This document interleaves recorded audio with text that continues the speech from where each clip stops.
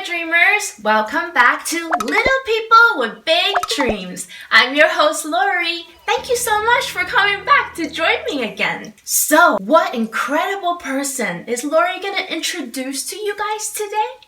Well, remember, last time we talked about Martin Luther King Jr., right? And in his story, he had talked about before he had done all these peaceful protests, he was inspired by somebody that he read about. Do you guys remember who was that? Yes?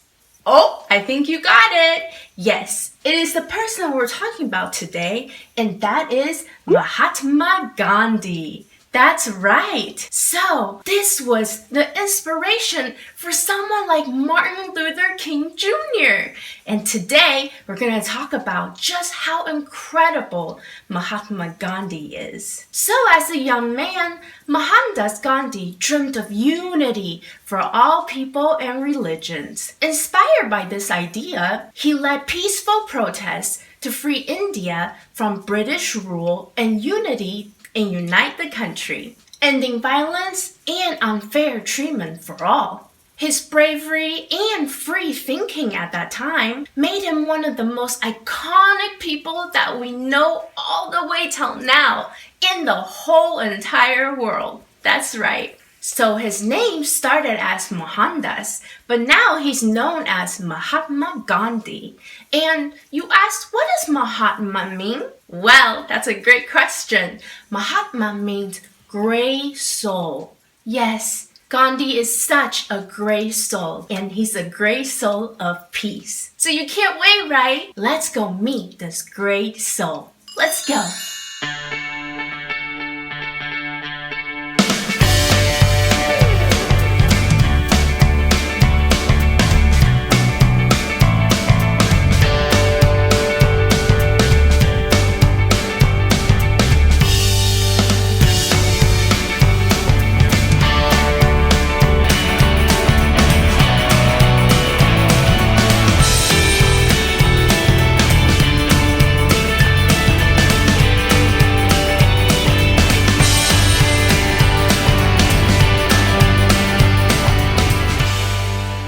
Little People, Big Dreams, Mahatma Gandhi. Written by Maria Isabel Sanchez Vegara. Illustrated by Arrayas. This is the story of a little boy with a very big heart. His name was Mohandas, and he lived a simple life in a city by the Indian coast called Porbandar.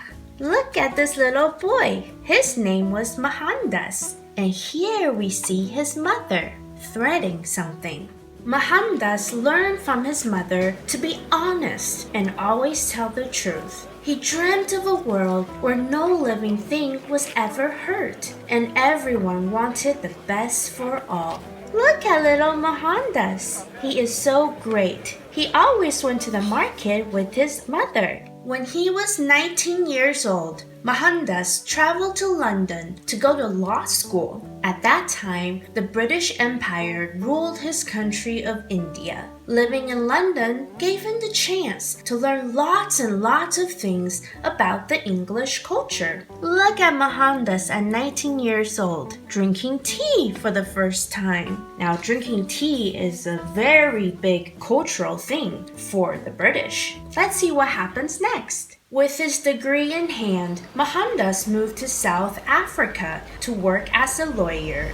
But things were not easy for Indians there. Not exactly. One day, he was thrown out of a train for refusing to leave first class, a carriage that was reserved for white people only at that time. Poor Mohandas, he was thrown out of the train carriage because at that time, only white people, Caucasians, can go on the train in first class. So, Mohandas decided to protest against that injustice in his very own way. He sat quietly in the middle of the street. Soon, thousands of Indians joined him, and that was the first peaceful resistance movement ever in history. Look at Mohandas, sitting quietly in the street, not saying anything. and all the other Indians joined him. It was the first ever peaceful resistance movement ever in history. Now that is a very big deal. Let's see what happens next. For more than 20 years, Mohandas and his followers kept working to improve the rights of Indians in South Africa. But he wanted to go back to India and lead his country out of the bonds of the British Empire. See Mohandas? He was very great in South Africa, but his dream was to go back to his homeland, India, and there to lead his country out of the bonds of the British Empire. Let's see if he succeeds or not. Back to his homeland in India, Mohandas took off his expensive British suits and started wearing traditional Indian clothes. You see, he put on his traditional Indian garbs. It was his way to show support to his people. He has so much respect for his people in India.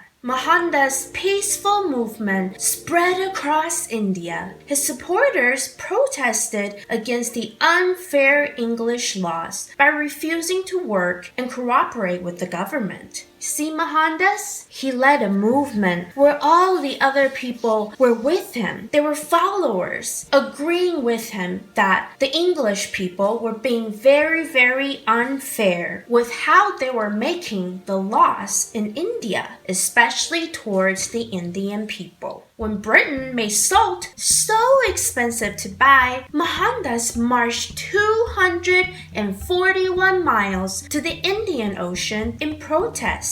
Look at Mohandas. He marched so far to the ocean in protest for just the ridiculously expensive price of salt. So, himself, he harvested the salt to give it to his people. This little gesture shook the world in the gentlest way. You see, he's harvesting salt and all his followers followed. And this was their way to get the salt themselves. Mohandas was put in jail many times for organizing these protests, even though they were peaceful. Some of the people he loved the most in the world had died while he was imprisoned. So sad. But as a way to claim his freedom, Mohandas had stopped eating. Look at all the food he was given in prison, but to protest in his peaceful way, Mohandas stopped eating. The British was scared that Mohandas might die in prison because he wasn't eating. So they finally decided to release him. That day, on the day of his release from prison, the rich and the poor celebrated together as one.